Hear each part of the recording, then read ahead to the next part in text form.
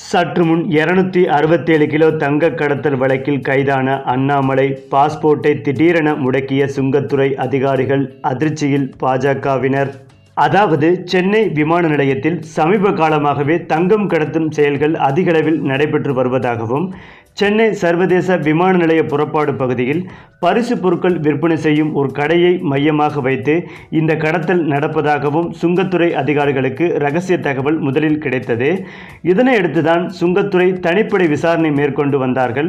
அப்போது சென்னையை சேர்ந்த யூடியூபர் சபீர் அலி என்பவர் கடந்த 2 மாதங்களுக்கு முன்பு சென்னை சர்வதேச விமான நிலையத்தில் இணை பொது மேலாளர் செல்வ விநாயகம் என்பவர் உதவியோடு இந்த பரிசு பொருட்கள் விற்பனை செய்யும் கடையை முறைப்படி இந்திய விமான நிலைய ஆணையத்தின் அனுமதியுடன் தொடங்கி நடத்தி வந்தார். அதோடு அந்த கடையில் 7 பேரை சபீர் அலி பணிக்கு அமர்த்தியிருந்தார். அவர்கள் அனைவருக்கும் சென்னை விமான நிலையத்தில் அனைத்து பகுதிகளுக்கும் சென்று வருவதற்கான சிறப்பு அனுமதியுடன் PCAS பாஸும் வாங்கியிருந்தார். அதன் மூலம் வெளிநாடுகளிலிருந்து டிரான்சிட் பயணிகள் கடத்தி கொண்டு வரும் தங்க கட்டிகளை விமான நிலைய பாதுகாப்பு பகுதியில் உள்ள கழிவறையில் மறைத்து வைத்துவிட்டு சபீர் அலிக்கு தகவல் சொல்லிவிட்டு சென்று விடுவார்கள். அதேபோல் சபீர் அலி தனது கடையில் உள்ள ஊழியர்களை அனுப்பி தங்கத்தை தங்களுடைய உள்ளாடைகளுக்குள் மறைத்து வைத்து வெளியே கொண்டு வந்து எந்தவித சுங்க சோதனையும் இல்லாமல் கடத்தல் கும்பலிடம் கொடுத்து அனுப்பிவிடுவார்கள். இவ்வாறாக கடந்த 2 மாதங்களாக இந்த கடத்தல் தொழில் சென்னை விமான நிலையத்தில் கொடிகட்டி பறந்துள்ளது.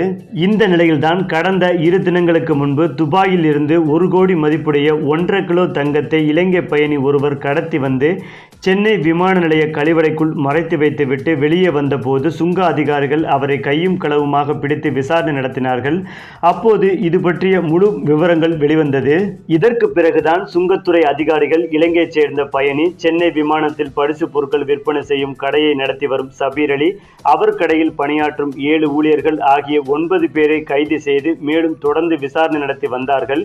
மேலும் சபீர் அலியுடன் தொடர்புடைய முக்கிய குற்றவாளியாக கருதப்படும் பிரித்வி என்பவர் வீட்டிலும் சுங்கத்துறை சோதனை நடத்தியதாக சொல்லப்படுகிறது.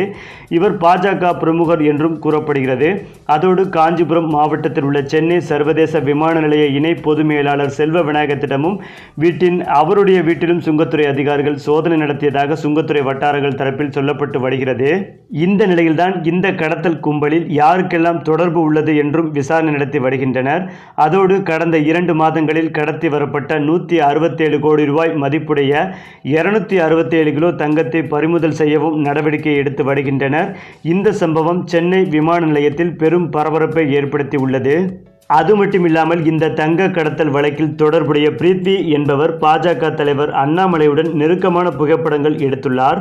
பாஜக முக்கிய புள்ளிகளும் இவருக்கு தெரிந்தவர்களாம்.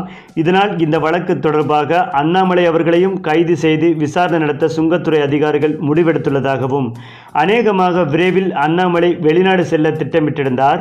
இந்த வழக்கு தொடர்பாக அவருடைய பாஸ்போர்ட் முடக்கம் செய்யப்பட வாய்ப்புள்ளதாகவும் தற்போது தகவல்கள் வெளிவந்து கொண்டிருக்கிறது. இந்த தகவல் பாஜகவினரை அதிர்ச்சி அடைய வைத்து வருகிறது.